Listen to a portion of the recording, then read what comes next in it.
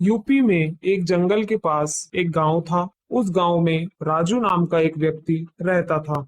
एक दिन वह बिना काम पर गए अपने घर में बैठकर मोबाइल पर फिल्म देख रहा था। ये देखते हुए उसकी पत्नी रोशनी राजू से। क्यों जी? आज तुम लकड़ी काटने नहीं गए? अगर तुम काम पर नहीं जाओगे तो हम पेट भर खाना कैसे खा पाएंगे? इस तरह जो 4 रुपए तुम कमाओगे उन्हें बचाकर हम अपनी नई नई शादी की हुई लड़की के लिए जेवर बनवा पाएंगे। और वैसे भी तुम्हारे दामाद ने हुक्म जारी किया है कि हम उसे एक गाड़ी खरीद कर दें, और तुम काम छोड़कर यहाँ बैठे बैठे अपने मोबाइल पर फिल्म देख रहे हो। राजू अपने मोबाइल पर फिल्म देखते हुए और उसमें आ रहे जोक्स को देखकर हंसते हुए अपनी पत्नी की बातों को नजरअंदाज करने लगा। तभी रोशनी को गुस्सा आया और उसने बेलन से अपने पति को मारा। राजू चोट खाकर अपने सर को रगड़ते हुए वापस इस दुनिया में आया। तभी राजू। अरे भगवान, इतनी जोर से क्यों मार रही हो? तुम्हें पता नहीं है दिमाग होता है सर के अंदर। अगर दिमाग फट गया तो करोड़ों रुपए का नुकसान हो जाएगा। तब रोशनी। अरे तुम्हारा दिमाग तो ठीक है, जंगल में लकड़ी काटते हो और बातें करोड़ों रुपए की करते हो। पहले तुम ये बताओ कि जंगल में लकड़ी काटने क्यों नहीं गए? तभी राजू।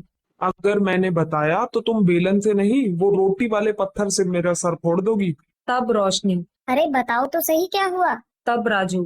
अरे हमेशा की तरह मैं जंगल में कुल्हाड़ी से लकड़ी काट रहा था। तभी अचानक से एक बंदर वहां आया और मेरे हाथों से कुल्हाड़ी छीन कर ले गया। तभी मैं उसके पीछे पीछे दौड़ा, ये कहते हुए कि अरे भाई वो लकड़ी मुझे दे दे, नहीं तो मेरी पत्नी चाकू से मेरा सर काट देगी। तब रोशनी। अच्छा, फिर क्या हुआ? तभी राजू। जब मैं उस बंदर से मिला तो उसने मुझे चेतावनी दी कि तुम हमारा घर उजाड़ते हो। अगर इसी तरह चलता रहा तो ना तुम्हें ना हमें किसी को खाने के लिए कुछ नहीं मिलेगा। अगर तुम दोबारा इस जंगल में आए तो हम नहीं जानते कि हम तुम्हें कहाँ कहाँ काटेंगे। खबरदार कहकर बंदर चला गया। इसीलिए मैं जंगल नहीं गया भगवान, और ना ही लकड़ी काटा। तब रोशनी। सुनो जी, क्या तुम सच कह रहे हो? मुझे ऐसा लगता है कि तुम काम ना करने की वजह से बहाने बना रहे हो और कहानियां सुना रहे हो। तब राजू। मैं क्यों कहानियां बनाने लगा? तब रोशनी। अरे ये क्या हो गया? हम तो जंगल के भरोसे ही जी रहे हैं। अगर लकड़ियां नहीं काटेंगे तो गुजारा कैसे करेंगे? तब राजू। अरे भगवान, तुम चिंता ना करो, मेरे पास एक बहुत अच्छा आइडिया है। सोचता हूँ कि एक होटल बिजनेस चालू कर दूं।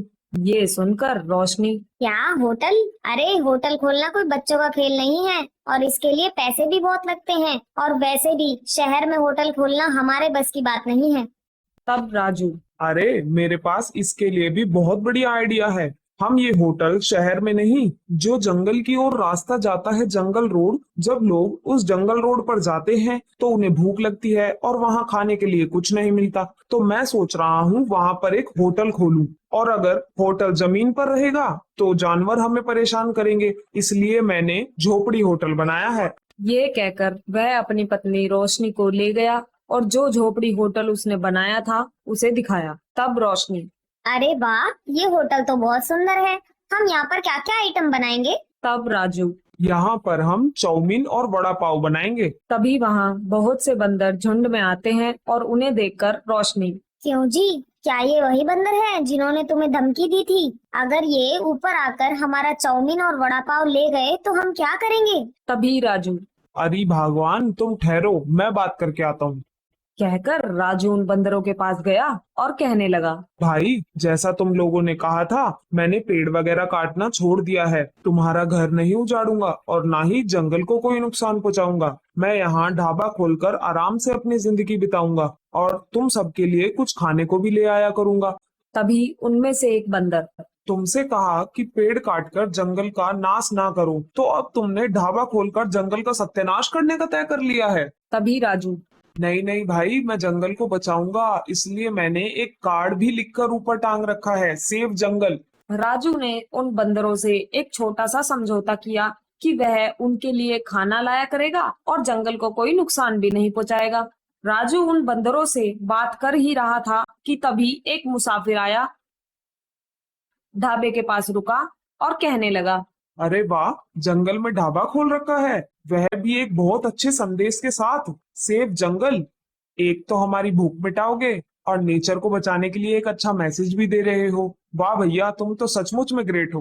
कहकर और उसने जो वड़ा पाव और चाउमीन दिया उसे खाकर खुशी खुशी वहां से चला गया। और देखते ही देखते राजू का कारोबार भी अब बहुत अच्छा चलने लगा और वहां के जानवरों को भी पेट भर खाना मिलने लगा। Moral of the story, do not cut trees and save jungle.